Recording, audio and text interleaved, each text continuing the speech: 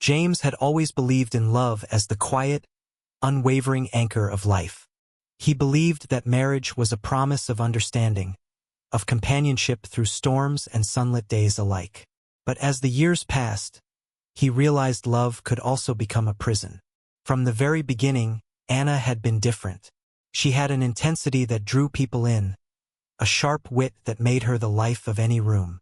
But what James hadn't known was how that sharpness would one day cut him, not others. At first, the little jabs seemed harmless.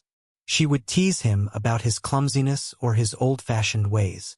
"James, did you really wear that to the office?" she would say, laughter echoing in a tone that made him shrink a little inside. He laughed along, convincing himself that it was all in good fun. But over time, the jokes stopped being playful. It began in private, in the supposed safety of their home. Anna would criticize the meals he cooked, the way he dressed, the way he spoke. "Why are you so slow at everything?" she asked one evening, as he tried to set the table for their anniversary. Even a child could do this faster. Her words landed like stones in his chest, leaving bruises invisible to the world. James tried to ignore it, thinking perhaps she was stressed, or that maybe he had done something to deserve her frustration. But soon, the humiliation began to seep into public spaces. At parties, in restaurants, even in front of their friends, Anna would make subtle, cutting remarks that left him red-faced and speechless.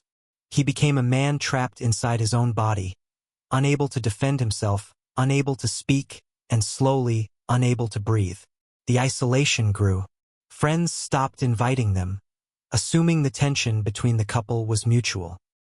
James started spending evenings alone, wandering the streets in silence, trying to convince himself that he was imagining the cruelty, that perhaps he had a problem with perception. But the truth was unmistakable. He was being eroded piece by piece, by someone he had vowed to love forever.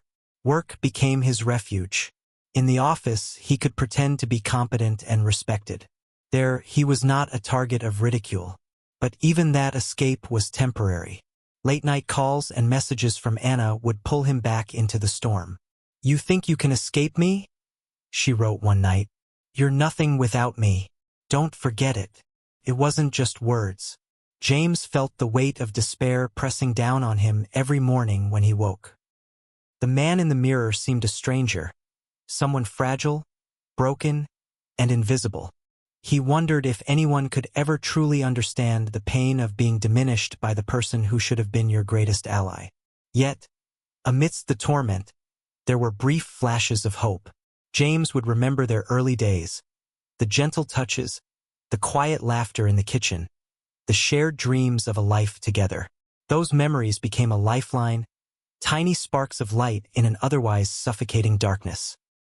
One night, after another evening of verbal assaults, James found himself sitting on the edge of their bed, staring at the ceiling as tears slid silently down his face.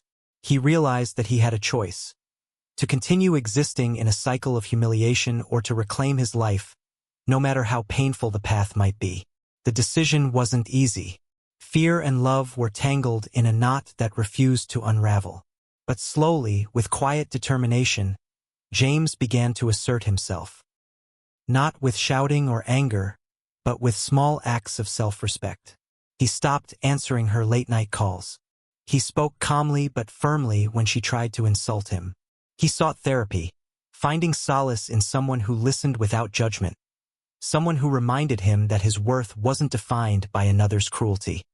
The transformation was gradual. There were setbacks, days when he would crumble under the weight of years of humiliation. But with each small victory, James felt a flicker of his old self returning. He started reconnecting with old friends, pursuing hobbies he had abandoned, and slowly, the world outside his marriage began to feel less like a trap. Anna noticed the change, of course. At first, she tried to mock it, saying he was being ridiculous, that his newfound confidence was laughable. But James had discovered something far stronger than her words: the unshakable knowledge of his own dignity. The breaking point came one rainy evening. Anna launched into another tirade, her words sharp as knives, accusing him of being worthless and pathetic. But this time, James didn't retreat. He looked at her with eyes that no longer feared her. "I'm done," he said softly, yet with a force that filled the room. "I don't need your approval to live. I am leaving." And he did. He left not in anger, but with a quiet, resolute courage. He moved into a small apartment, surrounded himself with supportive friends, and began the slow process of rebuilding a life that was truly his own. Healing was not immediate. There were nights when the pain returned, when the memories of humiliation clawed at him. But James had learned that scars could coexist with strength, that suffering did not erase the possibility of joy. In time, he discovered a life that was richer and fuller than he had ever imagined. He laughed again without fear. He pursued passions long forgotten. And he loved, not in the shadow of someone else's cruelty, but freely, with open arms, and with a heart that had been tempered by fire. James's journey was one of quiet bravery, of surviving humiliation and reclaiming his dignity. It was a reminder that even in the darkest moments, even when love turns toxic, the human spirit can endure, and that endurance, fragile though it may seem, has the power to transform pain into something profoundly beautiful.